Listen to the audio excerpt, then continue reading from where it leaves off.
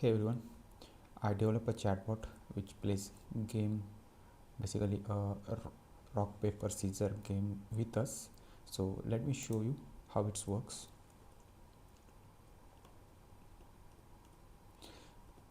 So I'm running a script. So first we need to tell our name. So I'm typing Anirudh.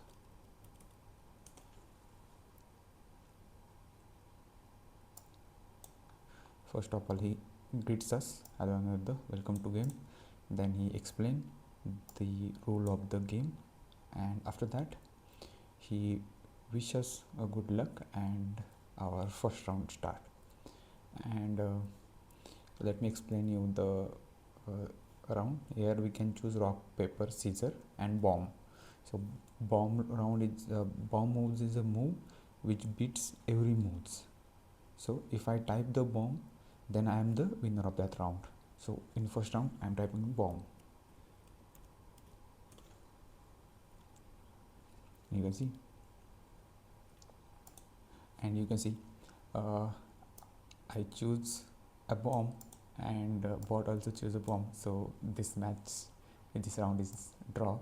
Let's play the second round, and I'm choosing paper, and you can see I choose paper and bot choose rock. So I win in this round. So let's play another one. After that I'm seeing, let's choose paper again. You can see I choose paper and bot choose scissor. So so this round the bot wins this round, and we have same score 1-1, and our match is tie, our game is tie, but like next time is also game also. So let me explain the basic flow. So in one script which name as state.py, I am storing all the kind of thing, just like player name, round, user score, bot score, user used bomb or it doesn't use the bomb, and game over is or not, this kind of thing.